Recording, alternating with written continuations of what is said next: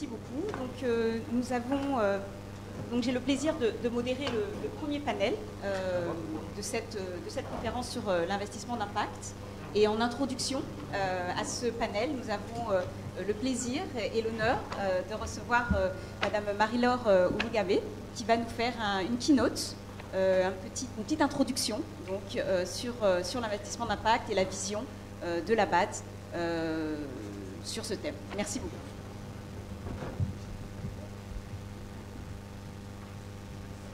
Merci, merci. Merci beaucoup. Monsieur l'inspecteur général Pita, Monsieur Severino, président du conseil de surveillance de INP et une entreprise dans laquelle la Banque africaine de développement a investi, et c'est un investissement qui nous réjouit.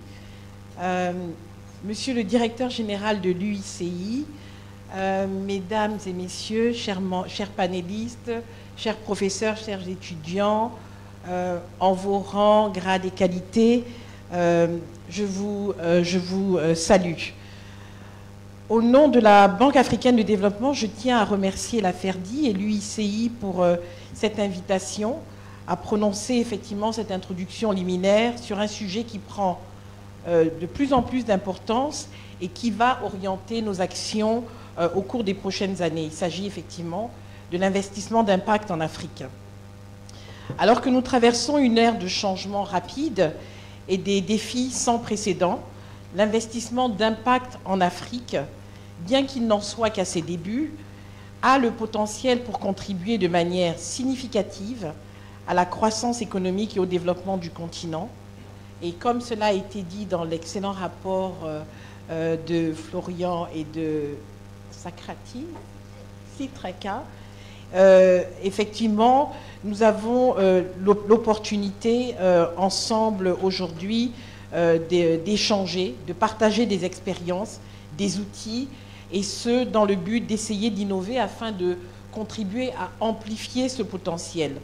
Nous l'avons entendu des intervenants précédents, dans le contexte africain actuel, l'investissement d'impact est particulièrement prometteur. Et cela en raison des défis, mais également des opportunités uniques du continent. Et nous le savons, cela a été dit ce matin, au cours de la dernière décennie, l'Afrique a connu certes une croissance économique appréciable, impressionnante dans certains pays, mais nous devons quand même accentuer nos efforts et mettre en place des solutions innovantes pour atteindre les objectifs de développement durable. Et à cet égard, l'investissement d'impact pourrait effectivement aider à répondre aux besoins d'induire un effet de levier économique et social beaucoup plus positif sur le développement en Afrique, et cela, et je crois que c'est bien ce dont il s'agit, pour attirer des capitaux du secteur privé. Et c'est important pour nous parce qu'il s'agit de résoudre les grands défis sociaux, les grands défis environnementaux du continent, et en particulier travailler sur les marchés et les secteurs qui sont mal desservis, dans des régions également qui sont mal desservies par l'investissement actuel, et tout cela à travers la création d'emplois et en permettant de faire face aux défis majeurs tels que le climat et la sécurité alimentaire. Nous l'avons entendu selon l'étude de la FERDI, et donc en travaillant sur actuellement 250 investisseurs d'impact qui opèrent de façon active sur le continent, nous savons qu'il y a un intérêt quand même croissant et qui est, je crois, révélateur de la reconnaissance du potentiel de l'Afrique à réaliser d'énormes progrès sur le plan social et environnemental, et ce, grâce à des investissements ciblés. Et je crois que le mot, c'est important, c'est vraiment ces investissements ciblés. Nous avons eu la cartographie tout à l'heure, et malgré cela, malgré ce potentiel, cela a été dit, sur lesquels, que je crois, 1,2 milliard de dollars d'actifs à impact important dans le monde en 2022, seuls 12% environ ont été supervisés par des actionnaires de fonds en Afrique subsaharienne. Et là, je voudrais peut-être parler un tout petit peu plus de l'expérience de la Banque africaine du développement, qui est, pour nous, nous considérons comme un grand investisseur d'impact sur le continent. parce qu'au-delà même de nos propres engagements, la banque est aussi un investisseur actif, ou alors, je crois que c'est comme ça que vous l'avez appelé, allocataire de capital dans la présentation. La banque est également un allocataire de capital pour les fonds d'impact sur le continent. À ce jour, nous avons investi à peu près 50 millions de dollars dans plusieurs fonds d'impact, dont INP, et nous sommes particulièrement satisfaits de ces investissements parce que pour nous, nous définissons des investissements d'impact comme des investissements qui sont réalisés d'abord dans des véhicules de fonds de capital investissement, mais avec des résultats de développement clairs et chiffrables dès l'entrée. Et je crois que dans cela, nous rejoignons parfaitement la définition, mais également avec une forte complémentarité avec les investissements même de la banque. Ce sont également, pour nous, ce sont des investissements qui sont axés sur des pays plutôt à revenus faibles et de préférence même des pays qui sont dans des situations qui sortent par exemple de situations de conflit. Et là, réellement, nous pouvons, en tout cas à la banque, nous considérons qu'on est dans le domaine de l'investissement d'impact. Ce sont les endroits les plus risqués, mais ce sont les endroits qui en ont également le plus besoin et qui sont souvent en retard sur la dynamique qui est imprimée sur le continent. Et nous l'avons dit, cela a été dit dans l'étude également, avec des rendements qui souvent sont inférieurs à ceux du marché. Nous pensons que nous servons également de catalyseur pour attirer des investissements supplémentaires vers les fonds d'impact en Afrique, parce que ceux-là ont commencé à donner des résultats positifs en matière de développement. Et ces fonds ont notamment créé, cela a été dit, des liens très étroits entre les agriculteurs, les fournisseurs, mais également entre les acheteurs, les entrepreneurs, parce que l'agriculture est effectivement l'un des secteurs clés de l'investissement d'impact, comme nous l'avons vu dans la présentation. Et là aussi, ces fonds fournissent des capitaux aux petites et moyennes entreprises, y compris à des entreprises qui appartiennent à des femmes ou qui créent des opportunités d'emploi, notamment pour les jeunes et pour les femmes, et qui permettent également de générer de l'énergie supplémentaire. Donc en cela, ils répondent à la demande des 600 millions d'Africains qui n'ont toujours pas accès à l'énergie, et également permet de réduire les émissions de carbone. Donc, à ce jour, plus de 600 000 PME ont bénéficié de l'assistance financière de la banque au cours des 10 dernières années, et cet appui leur a permis de doubler, dans certains cas, et d'atteindre des niveaux de chiffre d'affaires qui dépassent 1 milliard de dollars au cours de la même période. Je voudrais peut-être indiquer ici quelques points qui rejoindront également probablement les recommandations du rapport. Je crois que le brief qui m'avait été donné, c'était 10 minutes pour essayer de planter le d'accord par rapport à ce rapport. Donc, nous l'avons lu avec beaucoup d'intérêt. Et ce que je voulais dire ici, c'est que nous travaillons également, et cela a été dit, pour améliorer l'écosystème et les capacités pour les petites et moyennes entreprises. Nous regardons une problématique qui est très claire. Je crois que le président de l'Assemblée nationale en a parlé aujourd'hui. C'est effectivement ce dividende démographique que représente la population du continent et l'impérieuse nécessité de trouver des initiatives, des modèles innovants pour créer des opportunités d'emploi pour les jeunes. Et c'est dans ce cadre que la banque a imaginé les banques d'investissement pour l'entrepreneuriat des jeunes. Et c'est un modèle avec lequel nous travaillons d'ailleurs, l'Agence française de développement. Nous travaillons ensemble sur cette thématique. Et là, nous visons vraiment à remédier aux défaillances du marché et à la fragmentation de la fourniture de services de financement et non financiers aux jeunes entrepreneurs en Afrique. Et là, nous visons à créer des institutions et des modèles d'ancrage nationaux qui vont coordonner toute la prestation des services aux jeunes durant toute la vie de leur projet.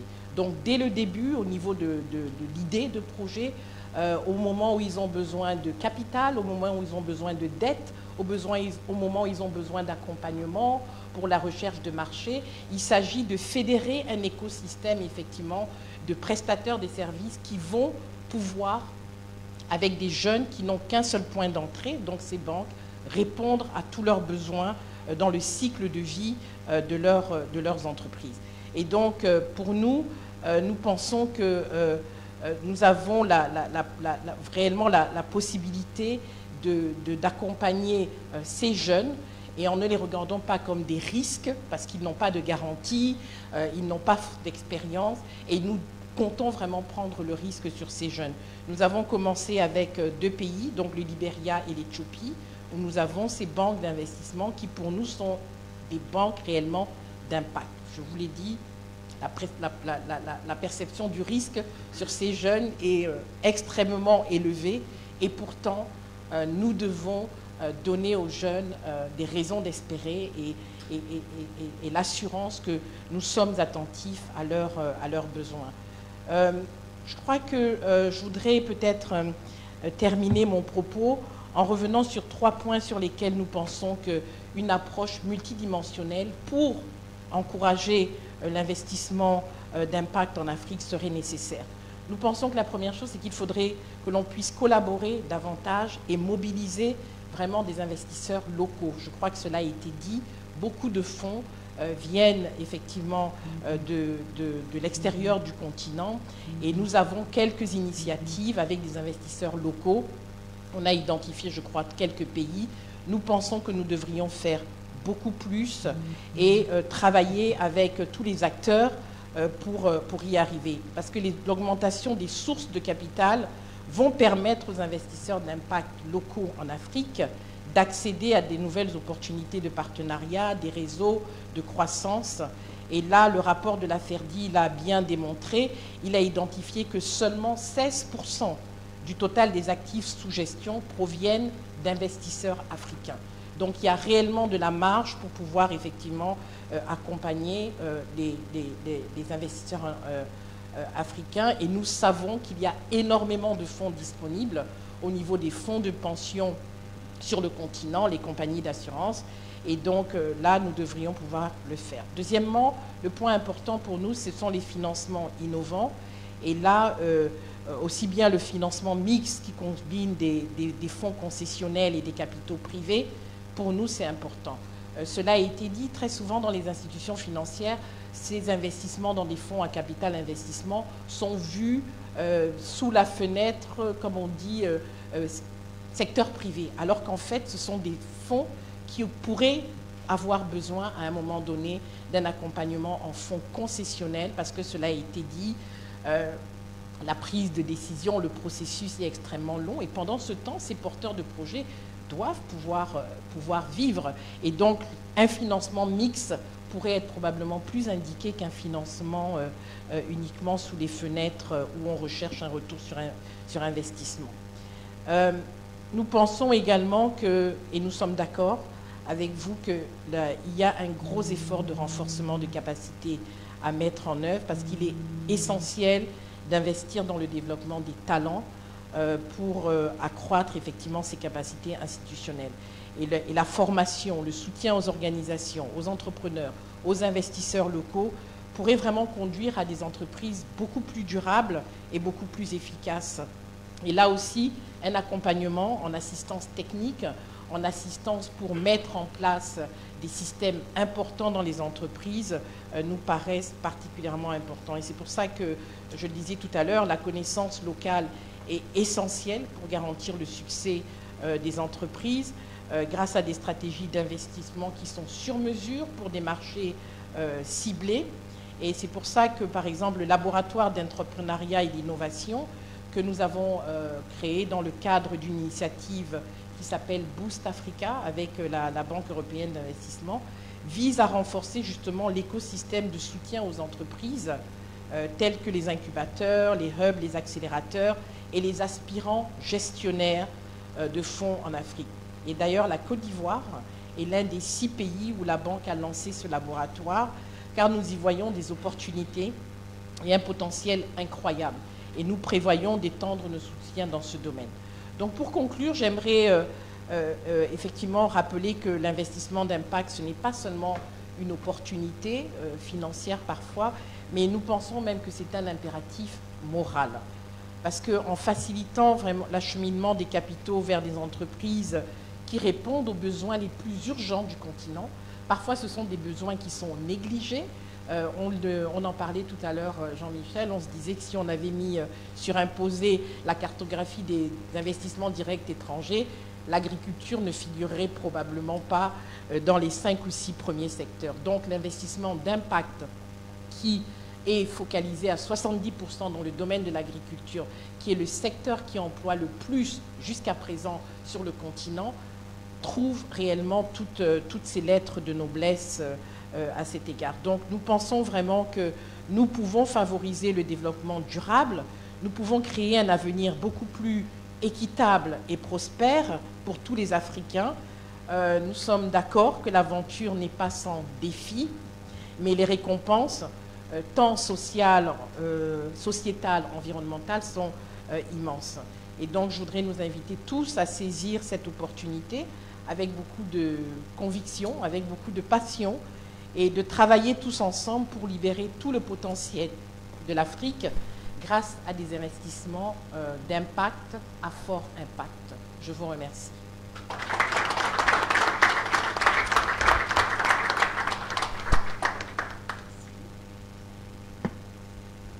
Merci beaucoup, Madame Akinwumi-Bade. Je pense que le décor est planté, la complexité du sujet aussi. Donc moi j'ai la chance d'avoir à mes côtés des experts du sujet. On vous les a présentés tout à l'heure, mais tout de suite j'ai Monsieur Pierre Aimé qui après une longue carrière en banque et dans des multinationales a rejoint la SFI en tant que directeur pays. La SFI est un acteur incontournable du financement en Afrique. Ensuite nous avons Monsieur Cheikh Diallo, expert du capital investissement aussi, à travers aussi une longue carrière dans divers fonds d'investissement et qui est aujourd'hui président de l'Association ivoirienne des investisseurs en capital. Ensuite, nous sommes honorés de la présence de Monsieur Patrick Assis, entrepreneur chevronné, prix d'excellence nationale et qui est aujourd'hui le porte-voix à travers ses fonctions au patronat de l'amélioration de l'environnement du financement des PME ivoiriennes. Et enfin, Monsieur Sébastien Boyer, DG de la Galaxy IEP, investisseur d'impact dans l'âme depuis peut-être 30 ans, et donc à la tête de toutes les initiatives d'IEP qui opèrent à travers l'Afrique. Et donc je commencerai peut-être par toi, Sébastien, par te demander, c'est vrai, on parle investissement impact, on l'a dit tout à l'heure dans l'introduction, on nous a donné une définition, mais peut-être tu peux revenir et nous dire quelle est la mission finalement d'impact que IEP se donne en tant qu'investisseur pour peut-être rentrer un petit peu dans le concret du sujet, enfin, et de la mission. Merci. Merci. La mission d'impact d'IEP, IEP comme tu l'as appelé une galaxie, c'est effectivement, en tout cas plus modestement, un groupe d'investissement d'impact qui est focalisé sur le soutien, le financement et l'accompagnement d'entrepreneurs africains. On a développé toute une série de gammes d'activités qui permettent de financer des plus jeunes sociétés qui sortent du garage et les accompagner à travers un continuum de financement dans leur croissance pour qu'elles deviennent les futures grandes entreprises africaines. Donc selon ces différents programmes, évidemment, la thèse d'investissement et la thèse d'impact que nous allons développer dans chacun de ces programmes s'adaptent. Néanmoins, on a des thèmes qui sont absolument transversaux et qu'on va décliner sur chacun de ces programmes. On a 6 axes principaux qui sont autour du soutien de l'entrepreneuriat africain, qui est vraiment on va dire le centre de notre thèse d'impact. 5 axes qui tournent, qui sont la création d'emplois décents, qui sont la promotion de l'égalité des genres, qui sont la promotion de la fourniture de biens et services essentiels à travers les PME, qui sont le développement du tissu local, favoriser le rôle de catalyseur qu'ont les PME sur leur écosystème local et qui sont la promotion aussi d'une croissance durable, c'est-à-dire soutenable d'un point de vue écologique et climatique. Donc sur chacun de ces programmes, nous allons, autour de ces 6 axes, adapter la thèse d'impact de ces programmes. Et il y a un autre élément aussi dans notre mission d'impact qui est important. Tout à l'heure, Florian et Sichak ont parlé, c'était surtout Sichak, sur les questions d'intentionnalité et d'additionnalité. L'additionnalité est au cœur de tout ce que nous faisons. l'IEP, en fait, finance, à travers tous ces véhicules, des entreprises d'une taille nettement plus inférieure à la taille du private equity classique. Le ticket moyen d'investissement de IEP sur les 5 dernières années, il doit être de l'ordre, sur tous les programmes, de l'ordre environ de 300 000 €, c'est-à-dire 20 fois plus bas que la moyenne du private equity normal. Et ça, c'est donc une vraie additionnalité parce que ces jeunes entreprises, elles sont très mal financées. Quand on est une grande entreprise en Afrique, on a des options. En revanche, quand on est une plus petite entreprise, c'est plus difficile. Donc cette additionnalité, elle est très importante. Comment développer des programmes qui nous permettent de toucher efficacement ces PME qui sont mal desservies. Et le lien entre cette capacité à financer des jeunes PME, elle a aussi un lien sur les lieux, sur notre zone géographique. Aujourd'hui, quasiment 90% des investissements de IEP se font dans des PME qui sont actives dans les PMA, les pays les moins avancés. Donc nous avons une capacité, à travers cette focalisation sur des jeunes entreprises, à travailler dans des zones qui sont très peu servies par des investisseurs plus commerciaux, comme le Sahel, l'Afrique de l'Ouest, Madagascar, etc. Merci. Donc on voit bien ici effectivement l'intentionnalité à travers les différents axes que tu as évoqués et l'additionnalité par rapport au sous-financement et à l'exposition géographique aussi. Pierre, la SFI, alors là on a parlé de mission d'impact. La SFI, on la connaissait surtout sur des thèmes de gestion des risques environnementaux et sociaux. Je pense que la SFI a été pionnière dans l'établissement de ces fameux standards de gestion des risques environnementaux et sociaux. Et aujourd'hui, on ne parle que de vous, en tout cas quand il s'agit de risques environnementaux et sociaux. Est-ce que la SFI, dans son approche, a évolué, j'ai envie de dire, avec les enjeux, avec l'écosystème, peut-être d'une gestion des risques, a aussi peut-être une mission d'impact? Merci Mariam. Alors, je parlerai plutôt d'évolution de la perception de ce que AFC fait, enfin ce que la SFI fait, parce qu'en réalité, pour nous, l'impact est au cœur de notre mandat, en réalité. Nous sommes la branche de la Banque mondiale qui participe à la promotion de l'investissement privé, et donc nous partageons la vision de la Banque mondiale qui est de mettre fin à la pauvreté, partager la prospérité sur une planète qui soit préservée. Donc pour nous, en réalité, c'est vrai que la SFI était pionnière dans la gestion du risque environnemental et social. En particulier, on a inspiré le protocole les Equator Principles, donc qui ont été vraiment une série de standards auxquels un certain nombre d'institutions financières ont librement adhéré. Donc ça, on parle de 2006 déjà, mais en ce qui concerne l'investissement d'impact, en réalité, on va au-delà. Parce que je pense que les différents intervenants l'ont rappelé plusieurs fois, il y a vraiment la question de l'intentionnalité de l'investissement qui est importante à prendre en compte quand on parle d'investissement à impact. Et en ce qui nous concerne, l'intentionnalité, elle se trouve dans notre mission, dans notre mandat. Donc effectivement, c'est peut-être quelque chose qui est perçu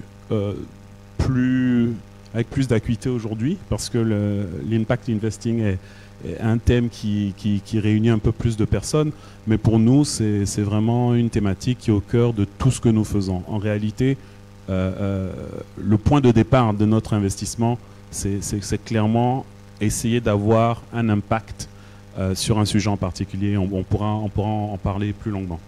Merci beaucoup. Cheikh, en tant que président de l'association des investisseurs en capital, je pense que la cartographie l'a dit tout à l'heure, il y a quand même deux typologies. Il y a des investisseurs dits classiques et de l'autre côté des investisseurs à impact. Donc IEP en a parlé et SFI est un pourvoyeur de capital aussi impact. Comment est-ce que évolue selon toi cette classe d'investisseurs-là, l'investisseur à impact en Côte d'Ivoire? Est-ce qu'on en voit plus, on en voit moins? Est-ce que les défis dont a parlé la cartographie sont vraiment plus présents ici en Côte d'Ivoire ou en Afrique francophone qu'ailleurs?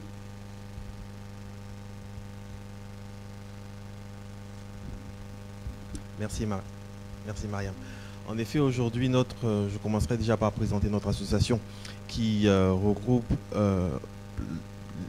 une vingtaine de gestionnaires de fonds, donc la plupart des gestionnaires de fonds présents sur la place d'Abidjan. On a dans l'association bien évidemment des différentes catégories d'investisseurs. On a des investisseurs commerciaux et on a des investisseurs, on va dire, à fonds d'impact. Et sur les fonds d'impact, aujourd'hui, on a la chance d'avoir Sébastien autour de nous, mais je peux citer également Oiko Crédit qui fait de l'impact et Njaro également. Et on voit qu'il y a de plus en plus d'appétit pour des fonds, en tout cas sur notre géographie, la Côte d'Ivoire. Tout à l'heure, on parlait d'alignement de devises, parce qu'on a une devise relativement alignée à celle de l'euro. Mais également, on voit aussi l'émergence de nouvelles catégories d'investisseurs d'impact.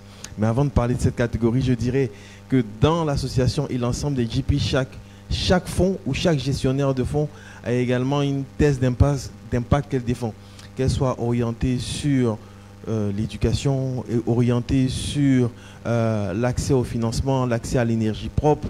Donc chaque gestionnaire de fonds a un peu sa thématique au niveau de l'impact.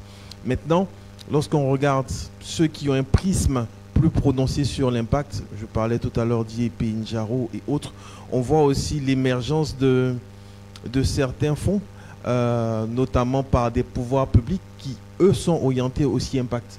Je pense par exemple à la CDC Côte d'Ivoire, qui a un prix impact, qui nous a rejoint récemment. Sur d'autres géographies, il y a certains fonds souverains, au Sénégal par exemple, le fonds 6 qu'il fait. Et on voit aussi émerger d'autres types d'acteurs qui sont des sociétés, des gros corporates qui leverage sur le bilan pour financer l'impact. Je pense par exemple à Orange, je pense par exemple à Sanofi. Donc pour répondre à ta question, oui, l'impact prend de plus en plus de poids, on va dire, dans le private equity de la région, mais aujourd'hui reste pas forcément le principal véhicule qu'utilisent les gestionnaires de fonds, parce que on a beaucoup plus d'investisseurs commerciaux que d'investisseurs à impact. D'accord, merci. Et Patrick, donc, tu es un entrepreneur, donc je pense que toi, tu n'as pas attendu tous ces financiers pour faire l'entreprise qui a fait ton succès, mais peut-être quand tu vois les entrepreneurs ivoiriens aujourd'hui, est-ce que finalement un entrepreneur fait la différence lorsqu'il recherche des fonds entre un investisseur qui se dit investisseur impact ou un investisseur commercial? Est-ce que c'est une différence qui est de stratégie, en tout cas, qui est perceptible par l'entrepreneur? Je pense que l'entrepreneur qui attend un investisseur, il recherche d'abord celui qui est prêt à investir dans son affaire. Et malheureusement, il n'y a pas beaucoup d'options pour qu'il ait le choix entre ceux qui sont plus verts ou plus à impact et plus sans impact. Donc, il y a beaucoup d'effets qui limitent en fait déjà l'attractivité de nos entreprises. pour pouvoir avoir des investisseurs. C'est déjà le problème de taille. Vous savez que la plupart des fonds ont des seuils d'investissement qui peuvent être relativement élevés par rapport à l'essentiel du tissu économique. Donc mon voisin dit ils ont des seuils qui sont beaucoup, ils ont des moyennes à 300 000 euros. Je trouve que c'est très très bien et ce serait bien de pouvoir intervenir un peu plus sur le marché ivoirien. Mais la plupart des fonds ici, c'est pas vous qui me contredirez, on commence déjà à 3 à 5 millions, 10 millions d'euros, etc. Avant de commencer à trouver que c'est intéressant, surtout aussi par rapport au coût d'investissement. Donc les options ne sont pas grandes.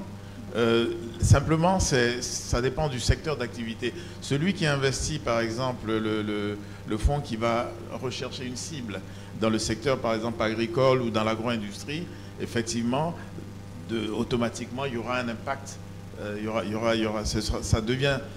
Par destination, ça se transforme en investissement d'impact parce que ça peut être par exemple dans une zone géographique qui peut être un désert économique et donc ça permet de créer avec une agro-industrie de créer un écosystème avec des fournisseurs, des prestataires de services. Donc c'est ça qui crée l'impact. Mais en tant qu'entrepreneur ou en tant qu'homme d'affaires, celui qui recherche un investisseur pour développer son activité, c'est vrai que ce n'est pas la première chose qu'il recherche. Merci. Merci Patrick.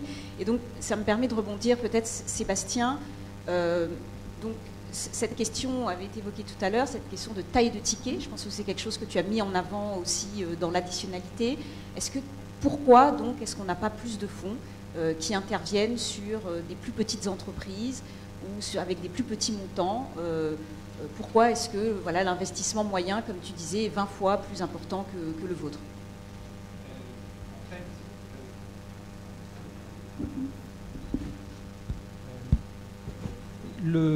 Tout simplement parce que le métier d'investisseur dans une entreprise, qu'on soit un investisseur d'impact ou un investisseur commercial, c'est un métier qui comporte un grand nombre de coûts fixes.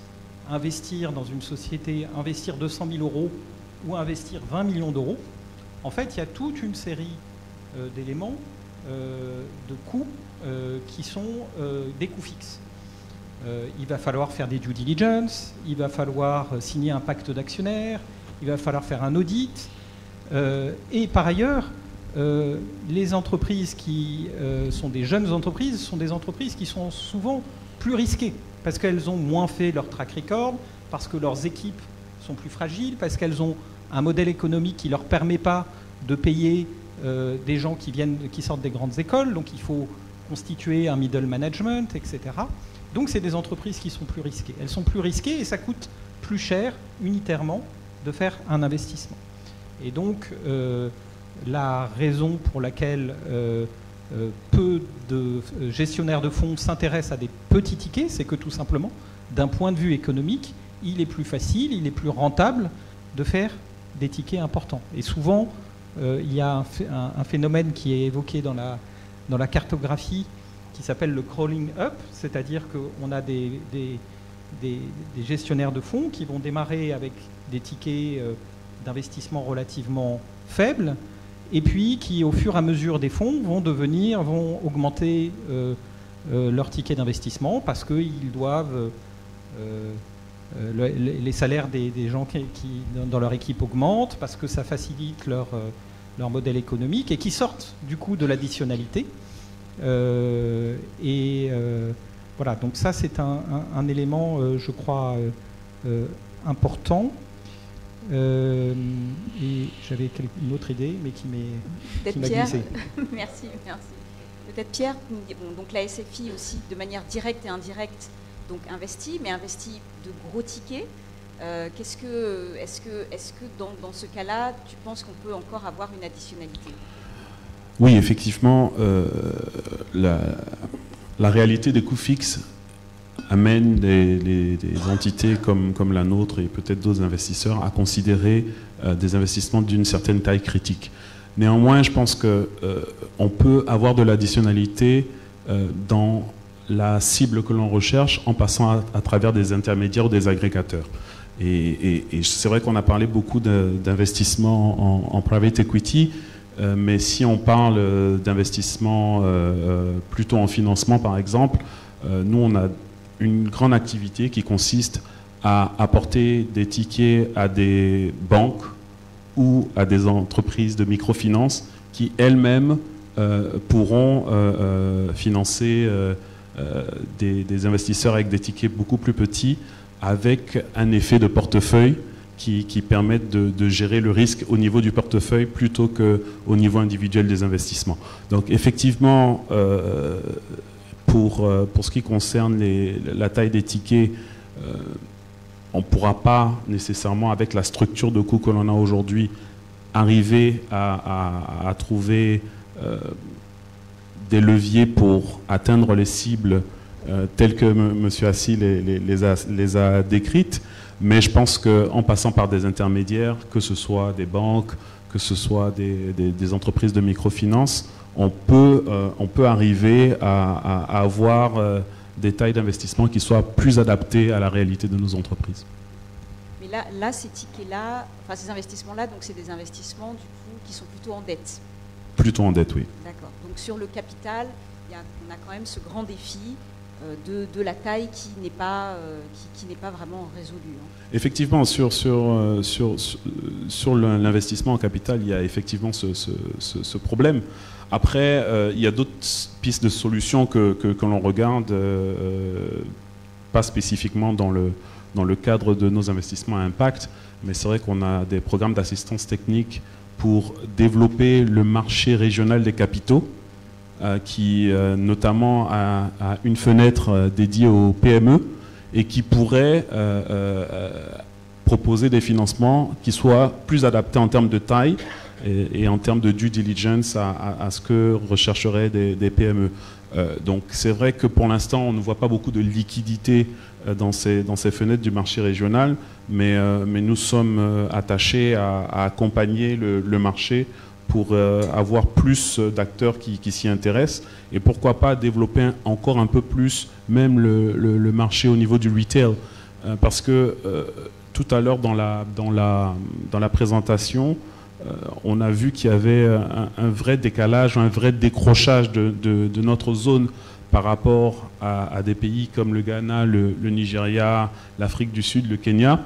Et bien que nous ayons un certain atout en termes de monnaie, et je pense qu'un des éléments, c'est aussi le dynamisme des marchés des capitaux dans ces pays qui est un peu supérieur à ce que l'on peut observer chez nous. Merci beaucoup. Chèque, tout à l'heure, Patrick disait l'entrepreneur n'a pas beaucoup de choix, mais de l'autre côté, on entend souvent les gestionnaires de fonds dire mais en fait, il n'y a pas assez d'opportunités d'investissement. Donc, c'est vrai que tout à l'heure, on a parlé avec le président de l'Assemblée nationale d'inadéquation emploi-formation, mais là, on parlerait vraiment d'inadéquation entre l'offre et la demande, hein, parce qu'on a un entrepreneur qui n'a pas le choix, et de l'autre côté, un investisseur qui semble ne pas aussi avoir le choix. Comment on explique ça ? Merci Mariam. Au fait, je pense que chaque véhicule ou chaque fonds a une stratégie d'investissement bien définie. Par exemple, dans l'association, on a des fonds qui investissent uniquement dans l'agro-industrie, dans l'agriculture. Il y en a qui font que le secteur financier, même si la plupart aujourd'hui sont généralistes et peuvent adresser tout type de secteur d'activité. Mais en effet, souvent, on est confronté à cette inadéquation-là d'entrepreneurs qui recherchent du financement et de fonds en face qui n'ont pas forcément d'entreprises qui matchent parfaitement avec leur stratégie d'investissement. Pour le faire, il y a une histoire de communication aussi, parce qu'il faut dire que notre métier n'est pas très connu, il est assez récent. Il faudrait que l'on communique plus souvent sur ce que l'on fait et comment est-ce que l'on adresse certaines problématiques. Ça, c'est la première chose. La seconde chose, c'est que certaines entreprises aussi n'ont pas forcément un niveau formel assez suffisant pour pouvoir passer des due diligence. Ça peut mettre du temps, c'est lourd. Certains entrepreneurs aussi, d'un autre côté, n'ont pas forcément passé le cap d'avoir un investisseur autour de la table, un investisseur financier qui les challenge sur certaines stratégies d'investissement et qui va rester autour de la table comme une nouvelle personne de la famille pendant 5, 6, 7 ans. Ça peut souvent effrayer certains. Donc il y a toutes ces problématiques-là qui font que souvent on dit que les entrepreneurs ou les entreprises n'arrivent pas à trouver du financement et que les fonds d'investissement n'arrivent pas à trouver des entreprises à leur taille. Je pense que aujourd'hui, on a une offre de financement en dette qui est en plus soutenue par les bailleurs. Pardon, tu voulais dire quelque chose ? Oui, enfin peut-être sur ce sujet, je pense qu'il y a une problématique aussi de typologie des fonds. Ce sont essentiellement des fonds de croissance.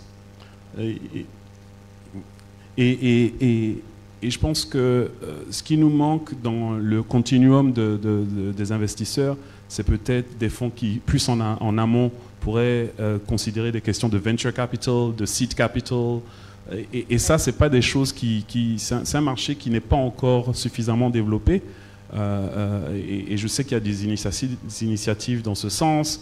Je vois dans la salle des gens qui sont de l'association des Business Angels en Côte d'Ivoire. Je vois des Women Investment, des personnes qui sont dans le Women Investment. Et je pense que ce sont ces initiatives-là qu'il faut encourager parce qu'en réalité, certaines entreprises ont besoin de capital, mais ne sont pas à un niveau où elles peuvent prétendre au capital qui est disponible au niveau des fonds PI. Et peut-être ce dont ils ont besoin, c'est de seed capital. Peut-être que ce dont ils ont besoin, c'est de venture capital, de love money, peut-être même.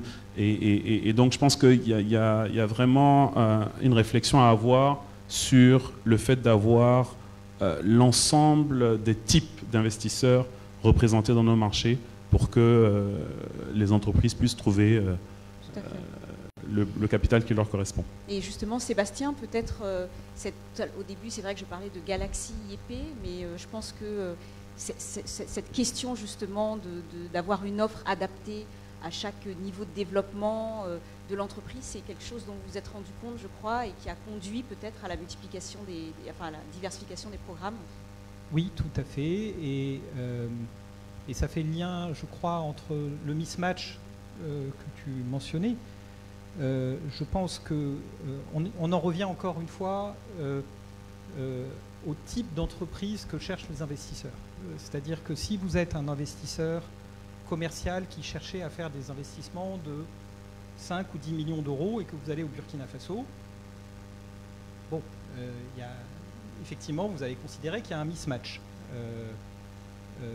IEP, dans le type d'initiative que l'on soutient, on est amené à co-créer des véhicules d'investissement locaux qui s'intéressent à des très jeunes PME.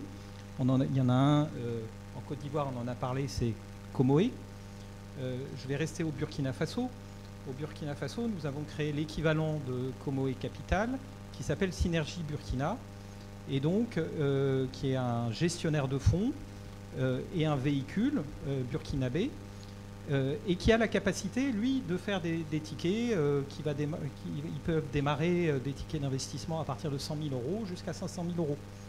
Depuis 7 ans, cette société a réalisé 30 investissements dans des PME en capital ou en quasi-capital. Alors que sur les 20 dernières années, il y a peut-être 5 transactions en private equity qui avaient été faites au Burkina.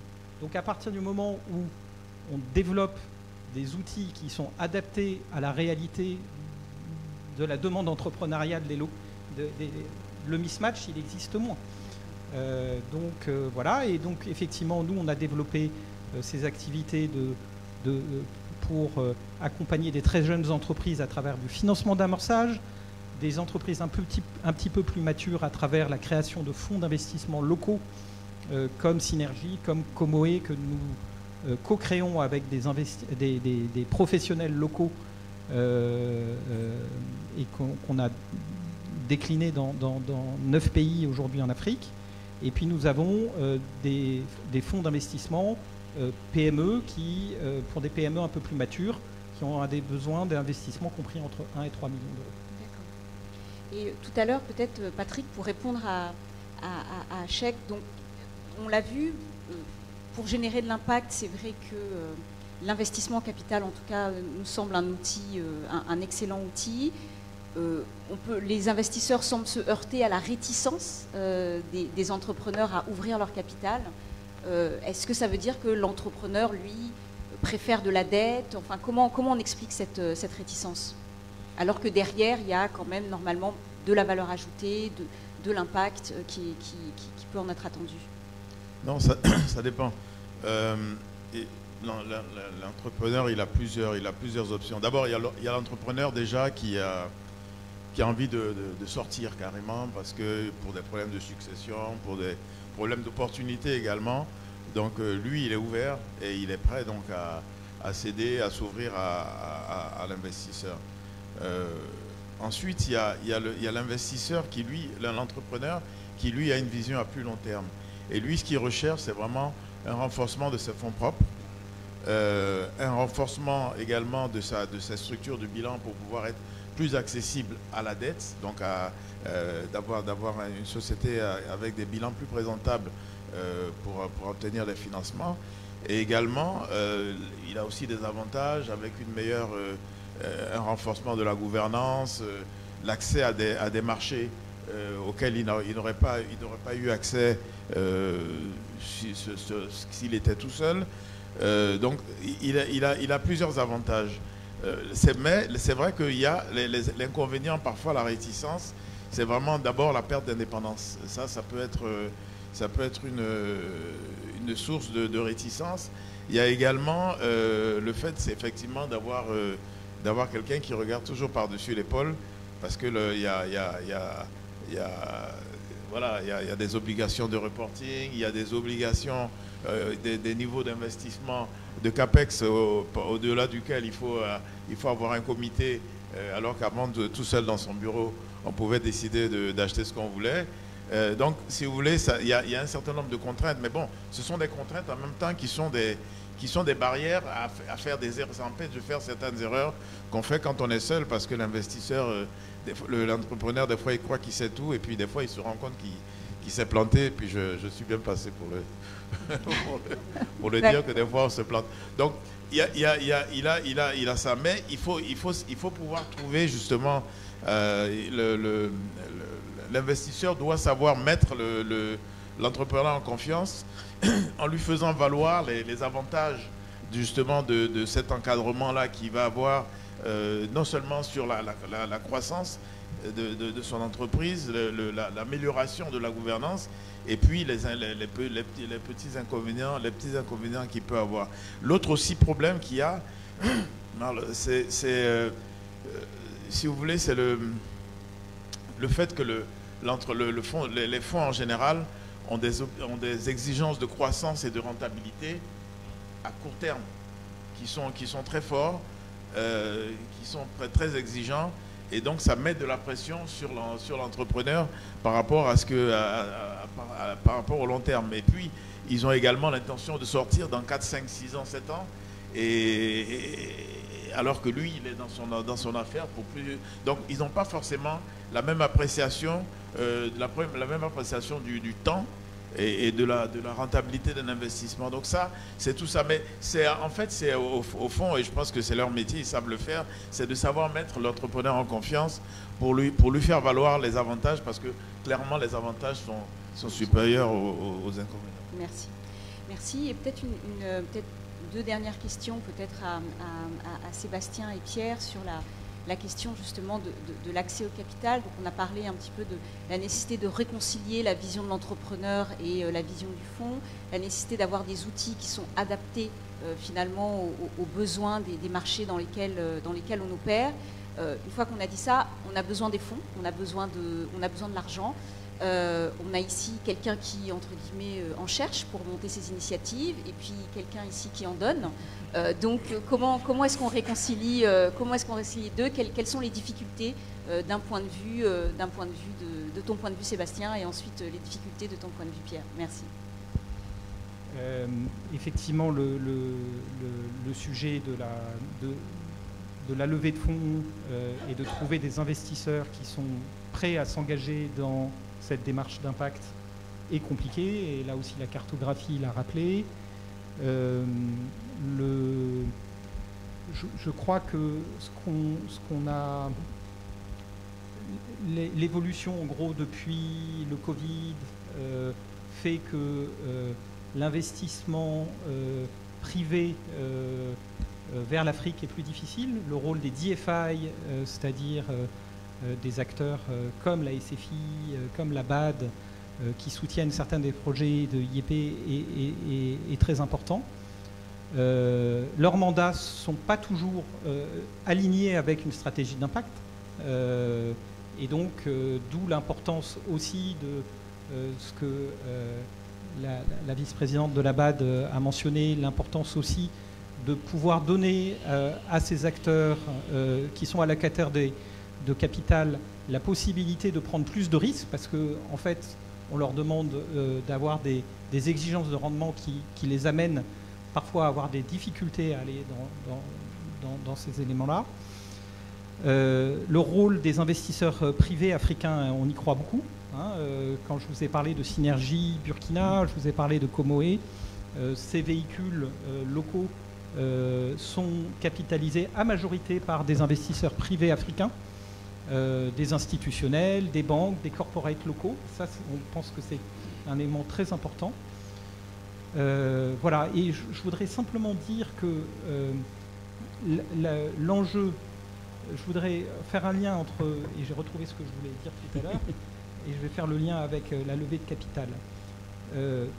Un des enjeux, je parlais de la difficulté des modèles d'impact en raison des petits tickets.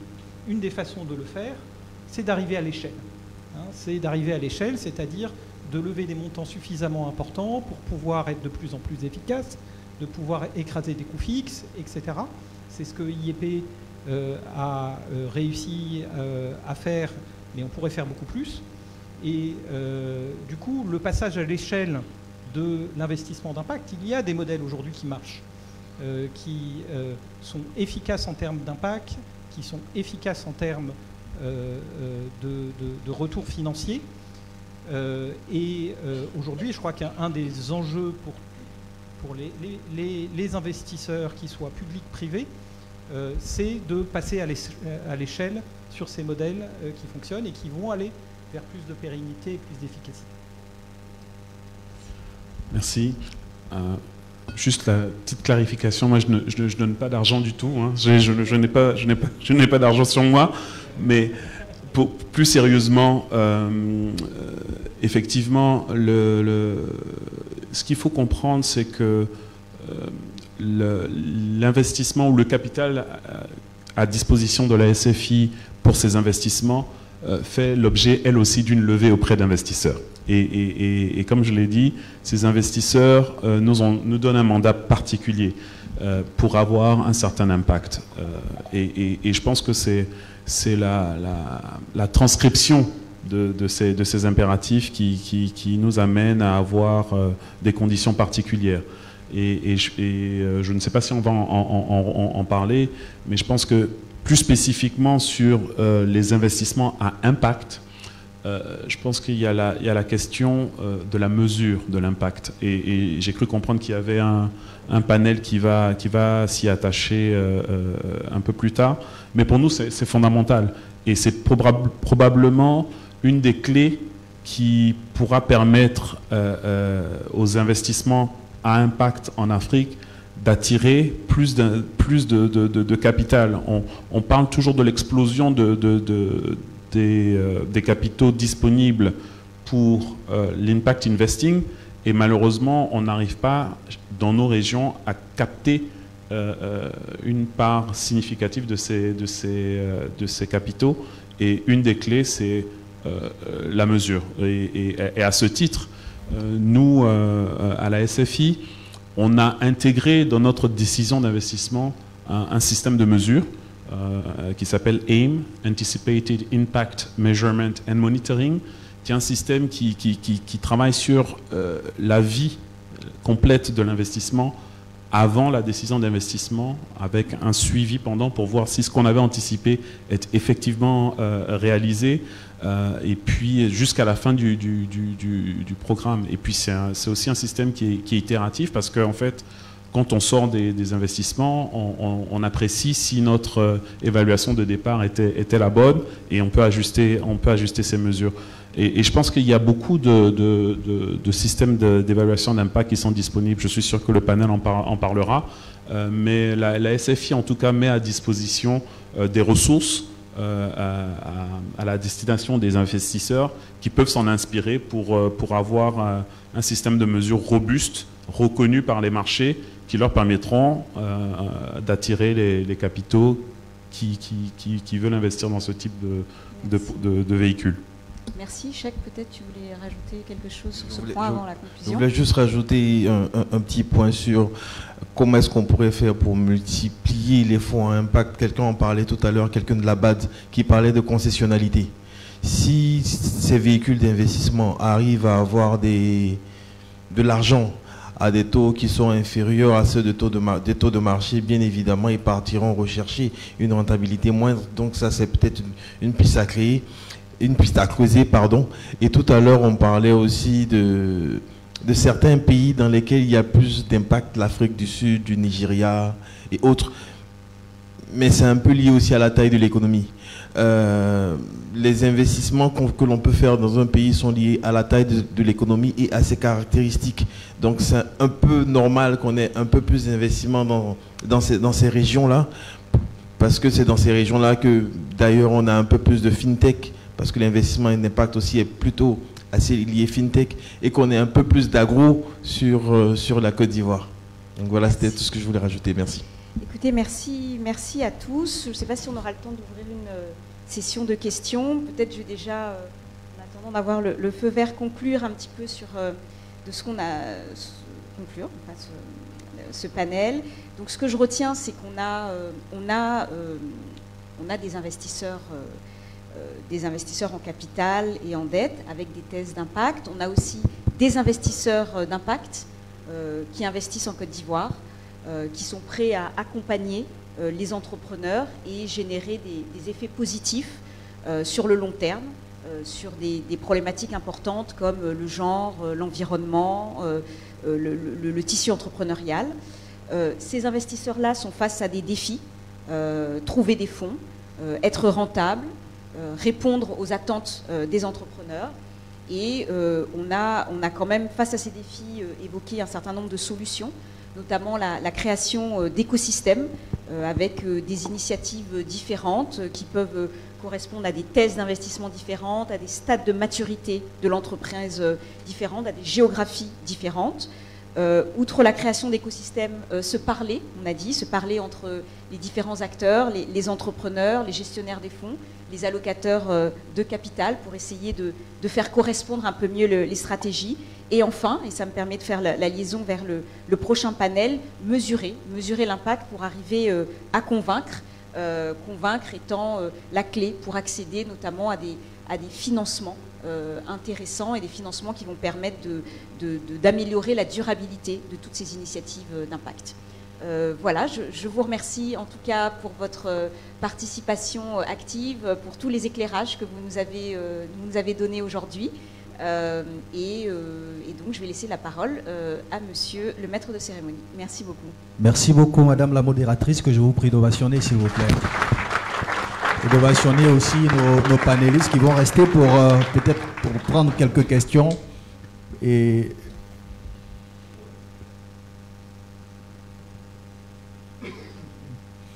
donc qui vont rester pour répondre juste à quelques questions. Voilà. Donc 5 minutes pour les échanges. Les hôtesses, vous allez m'aider à récupérer les micros.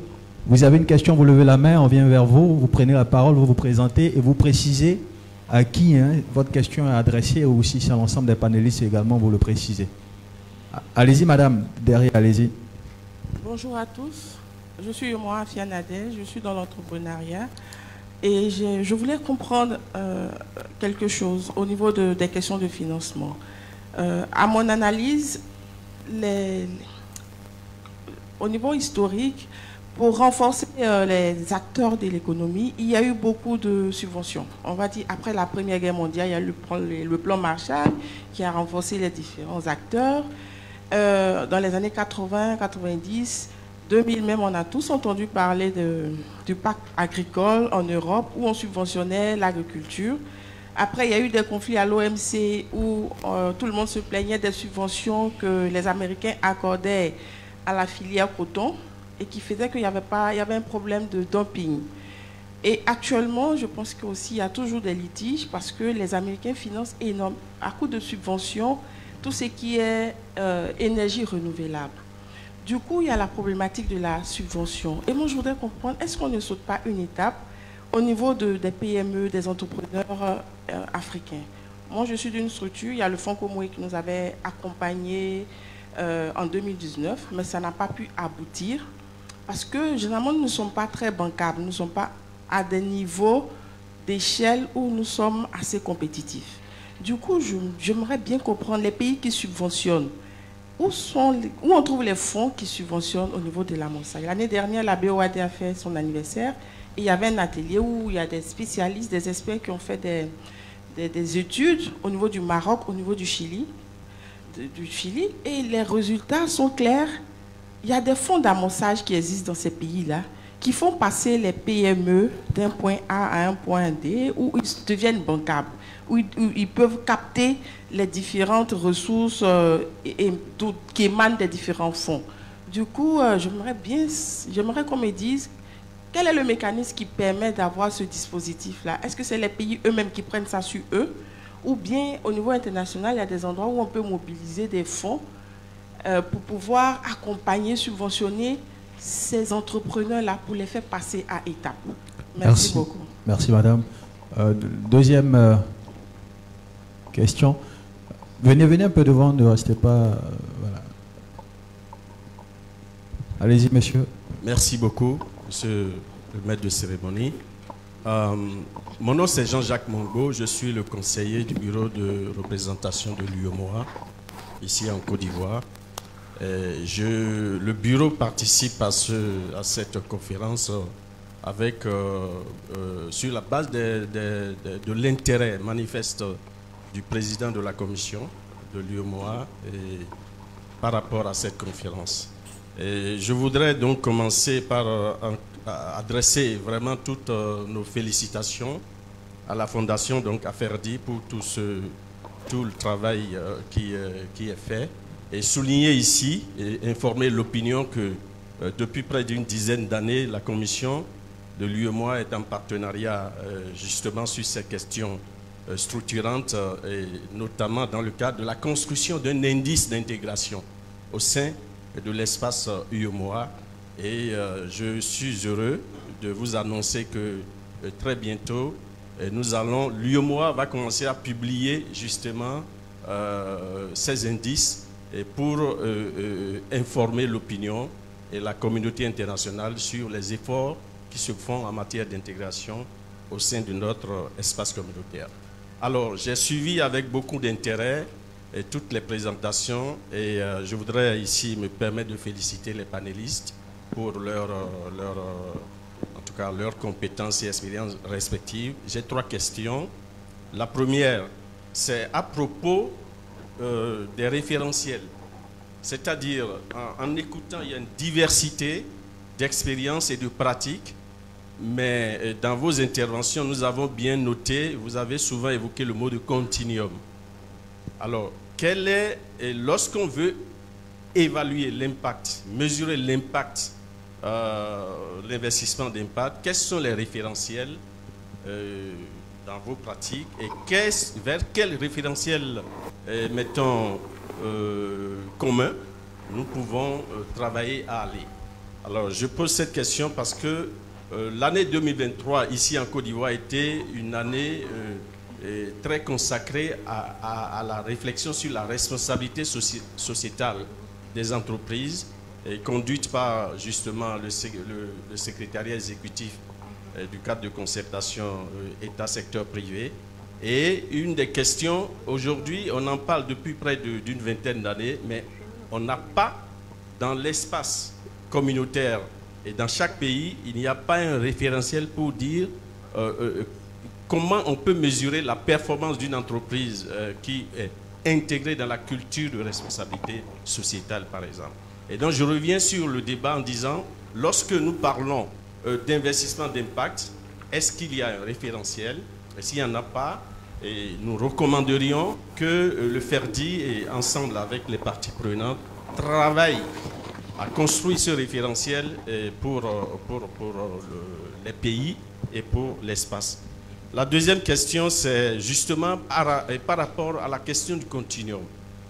Là également, il y a une diversité de PME. Nous avons écouté Madame tout à l'heure. Hier, elle était dans une audience, ça je le dis publiquement ici, au niveau de la commission de l'UEMOA au bureau. Et donc, quelles sont les typologies pour construire ce consortium? J'imagine qu'il n'est pas unique. Et quels sont les types de consortia alors qu'on peut créer et au regard des profils des entreprises et des profils également des investisseurs d'impact?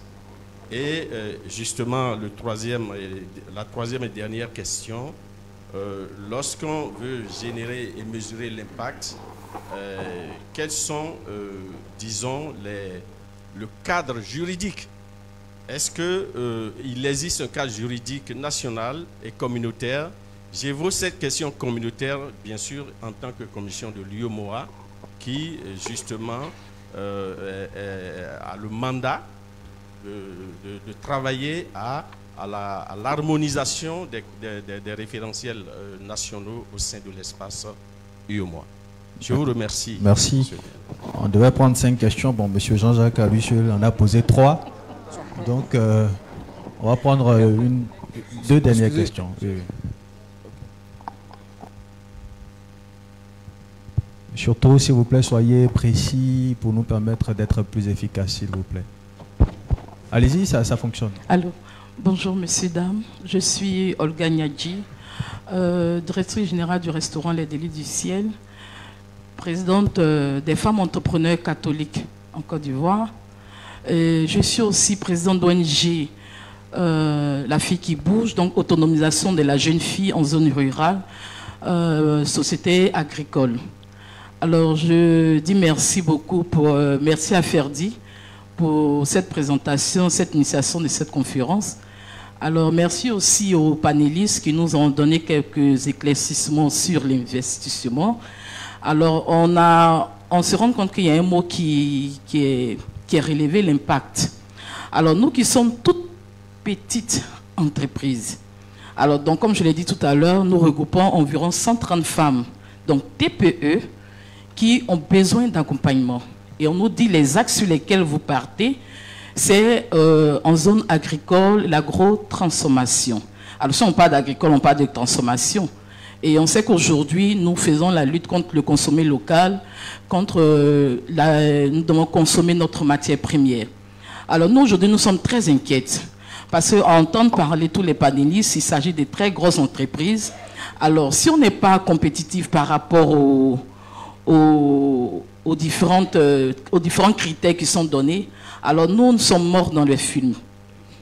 Oui, nous sommes morts dans le film parce qu'il y a un gros souci, il y a un gros problème. Aujourd'hui, les femmes transforment, elles sont en zone agricole, elles sont en zone rurale, et même nous sommes regroupés à Abidjan. Mais qu'est-ce qui est prévu? Nous, aujourd'hui, notre premier souci, quand on est par exemple un hub où on a toutes les machines agricoles pour pouvoir transformer nos produits. Parce qu'on parle de transformation, c'est ce qui est l'avenir de notre pays. Mais malheureusement, en Côte d'Ivoire, on se rend compte que nous ne sommes pas réellement accompagnés. Mais si vous avez cité des pays comme le Nigeria et d'autres pays qui accompagnent, effectivement, ils accompagnent. Mais en Côte d'Ivoire, malheureusement, il n'y a pas d'accompagnement. On a eu la Covid. On a grossi même les critères même pour pouvoir bénéficier des subventions après la Covid dont on n'a pas pu participer. On vous dit, bon, il faut payer vos impôts à hauteur de 10 millions, de 15 millions. Bon, quelqu'un qui a vécu la Covid pendant 1 an ou 2 ans, comment est-ce qu'elle fait pour pouvoir payer tous ses impôts? Donc, vraiment, nous, on se pose la question. Tout à l'heure, je crois que M. Sébastien de l'IEPI, c'est ça, a parlé, par exemple, de la branche, a parlé, par exemple, de connaître les critères d'investissement, si je ne me trompe pas. Alors, nous, on voudrait savoir, nous, en tant que toute petite entreprise, quels sont les types d'investisseurs que nous devons avoir pour avoir nos différents hubs, pour nous accompagner. Parce que si on n'est pas compétitif, on ne peut pas nous accompagner. Quelles sont les modalités? Alors qu'on parle aujourd'hui des étudiants, bon, les étudiants n'ont pas d'argent. Quand vous allez en banque, on vous demande qu'est-ce que vous avez, ce qui est normal. Mais si on n'a réellement pas d'argent, ou même que vous parlez des étudiants qui n'ont aussi pas de capital, comment ils font pour être accompagnés? Alors, il faut que vous nous dites aujourd'hui qu'est-ce qui est prévu en dehors des grosses entreprises ici présentes, qu'est-ce qui est prévu pour cette femme transformatrice-là et qu'est-ce qui est prévu pour nous en zone rurale, nous qui accompagnons les femmes dans la transformation du manioc pour mettre l'accent sur la sensibilisation de la farine de manioc, mettre l'accent sur le consommé de cette farine de manioc pour mettre surtout l'accent sur le consommé local. Je vous remercie. Merci. On va prendre le dernier intervenant, allez-y.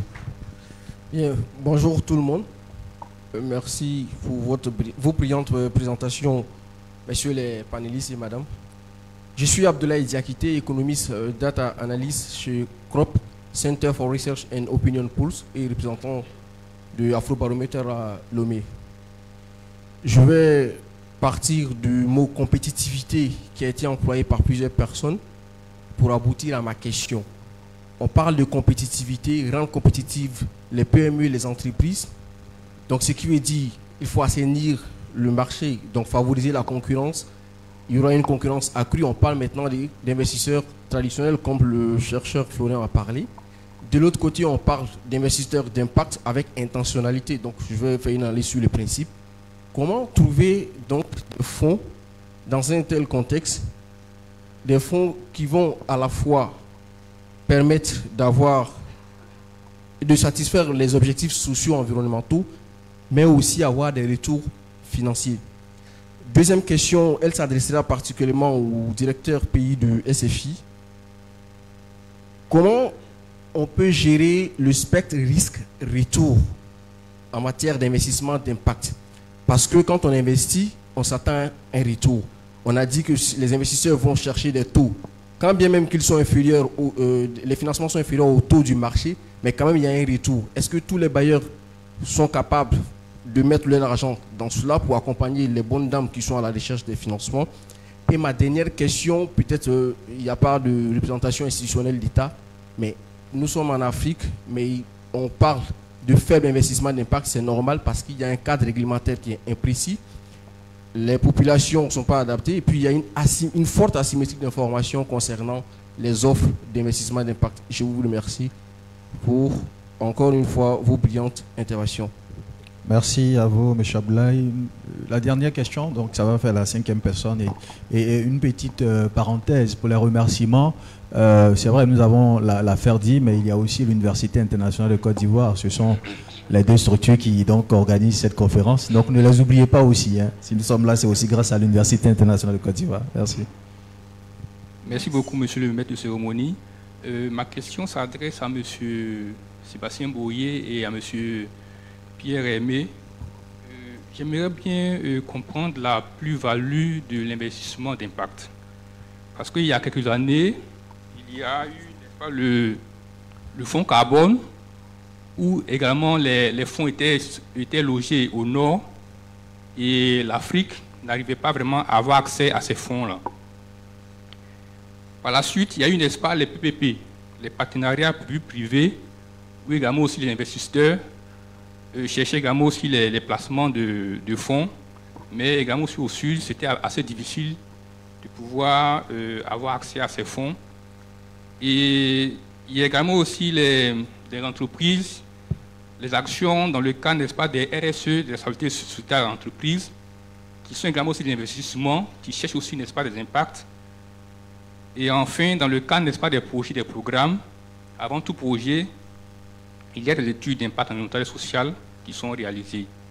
Et donc, lorsque je lis un peu le thème, n'est-ce pas, de l'investissement d'impact, et puis les explications qui ont été données, je me demande, est-ce qu'il c'est pas les mêmes investissements qui sont renommés en forme d'impact, et en réalité, vu, n'est-ce pas, le même écosystème, les fonds qui sont logés toujours au nord, et les demandeurs qui sont en Afrique, est-ce que sur la base, n'est-ce pas, des expériences du fonds carbone, on ne va pas encore aller, n'est-ce pas, dans les difficultés pour pouvoir avoir accès, n'est-ce pas, à ces fonds-là. Donc c'est ce qui m'amène à poser un peu ma question, quelle est vraiment la plus-value de ces investissements, n'est-ce pas, d'impact, enfin de ces fonds d'investissement d'impact. Merci.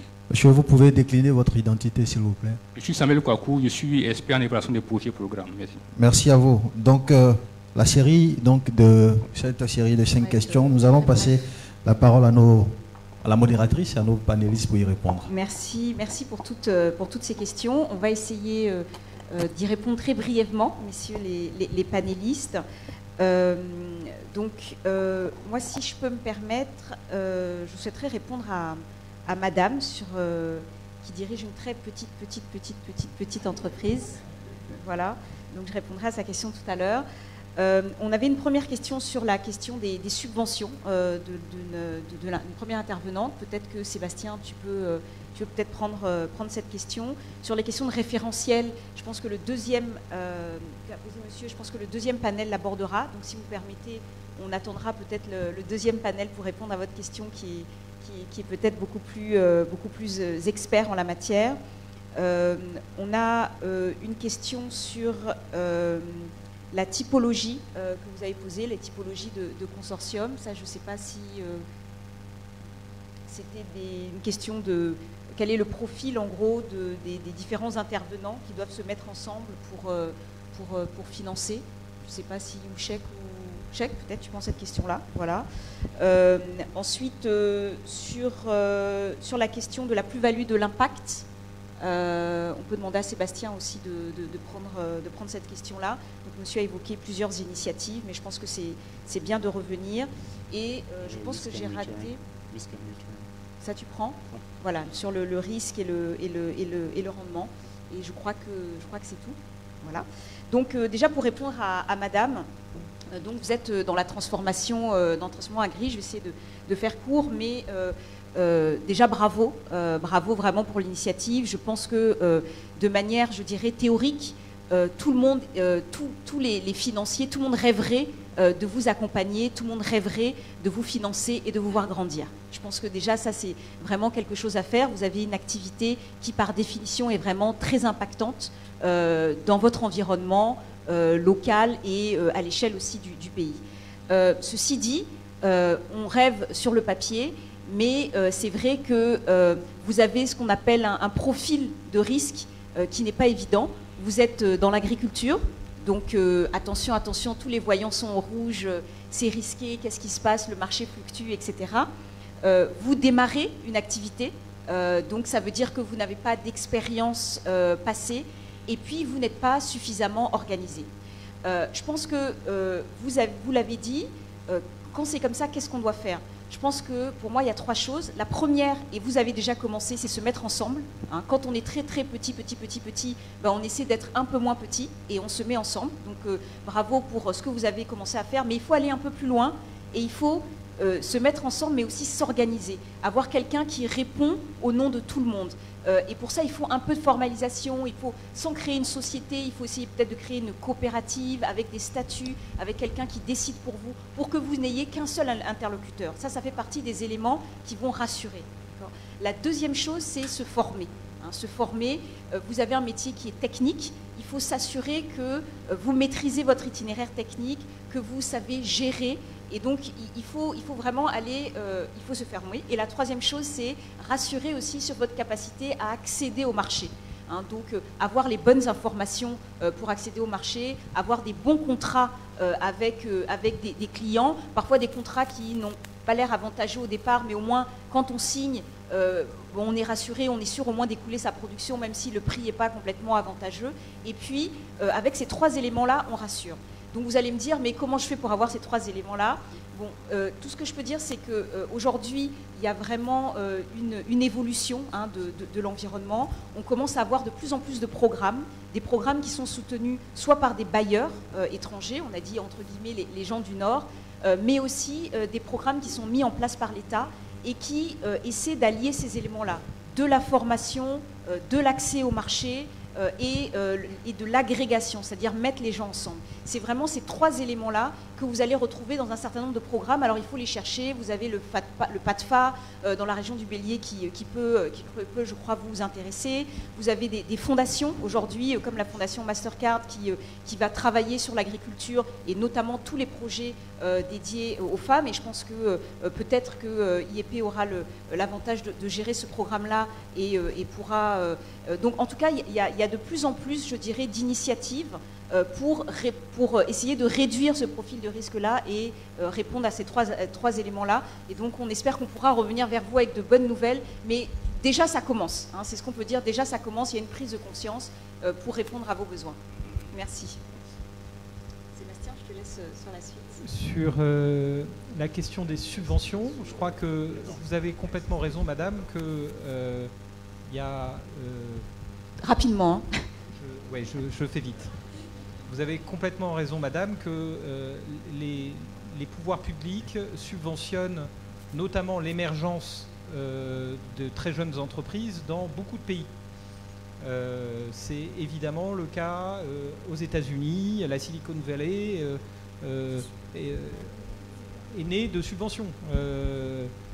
En France, la BPI a une activité de subvention de très jeunes entreprises. Alors, d'ailleurs, souvent, il y a une confusion sur ces financements d'amorçage. Ce n'est pas des subventions pour l'entreprise. En général, c'est des avances qui sont remboursables, mais c'est financé à travers des subventions parce qu'il n'y a pas de modèle économique. Le niveau de risque, la taille de l'entreprise, les coûts fixes dont j'ai parlé sont trop importants. Avec un certain nombre de bailleurs de fonds. Alors là, on ne parle pas d'investisseurs. Nous, on a travaillé avec l'Union européenne, l'Agence française de développement, l'USAID.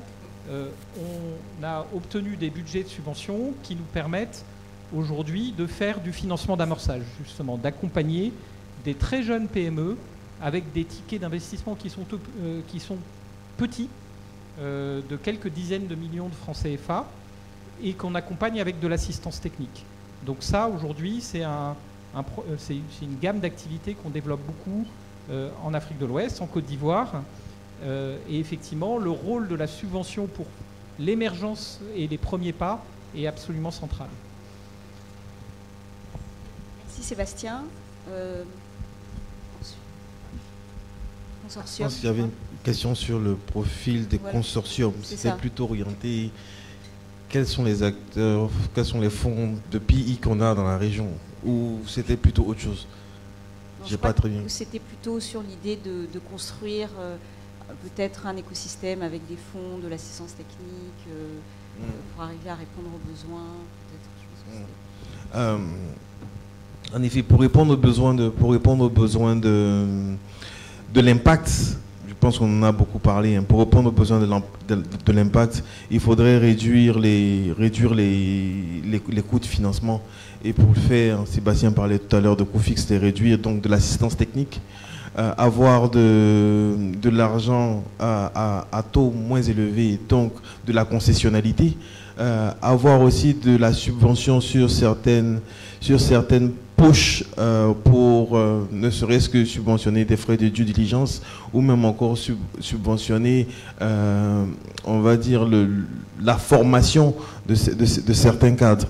Donc c'est tout un écosystème qu'il faut mettre en place et chaque gestionnaire de fonds a son propre mandat, a sa propre politique et essaie de développer en fonction de son niveau de rentabilité et des attentes qu'il attend et de ses attentes de rentabilité, une politique qui lui est sienne pour pouvoir amoindrir le coût de financement. Maintenant, après, il est vrai que sur la place, le nombre d'acteurs présents dans l'impact devrait être multiplié. Et on a de plus en plus de fonds intéressés par la Côte d'Ivoire. Je suis sûr que ça viendra avec le temps. Merci. Sur le risque-rendement. Oui. Alors moi, très rapidement sur le risque et le rendement, clairement, on a bien expliqué que l'investissement d'impact s'établit sur ces deux jambes. Hein. D'une part, l'impact et de l'autre, le retour financier. Et par rapport à de l'investissement traditionnel, clairement, il y a un trade-off à faire. C'est-à-dire que typiquement, on va avoir des rendements qui sont en dessous du rendement que peut avoir un investissement traditionnel. Ceci dit, l'idée, c'est aussi de pouvoir caractériser et démontrer l'impact de son investissement. Et à ce moment-là, on est susceptible d'attirer des investissements qui, justement, demandent un rendement qui n'est pas aussi élevé que celui que demanderaient les investisseurs traditionnels. Et puis, enfin, l'idée, et c'est peut-être la finalité, c'est que les enjeux de développement durable sont des problématiques qui sont de plus en plus à l'esprit du consommateur final. Et aujourd'hui, et dans beaucoup de pays, et bientôt chez nous, je pense que les consommateurs seront très regardants sur les entreprises vers lesquelles elles dirigent leurs dépenses, et en prenant en compte justement l'impact que ces entreprises auront. Par exemple, moi je serais ravi d'acheter de la farine de manioc de chez Madame, parce que effectivement je sais que cette entreprise a un impact sur l'environnement économique dans lequel on vit. Peut-être le dernier point sur la valeur ajoutée des investisseurs d'impact. Et je crois que vous disiez, finalement, c'est très difficile d'avoir accès à ces financements. Je pense que tout simplement parce qu'ils ne sont pas suffisamment nombreux. Et je pense que donc la valeur ajoutée des investisseurs d'impact, c'est d'être des pionniers. C'est de montrer la voie. Donc ça peut être frustrant que à l'échelle de la Côte d'Ivoire, l'IEP depuis 20 ans a dû financer une cinquantaine d'entreprises.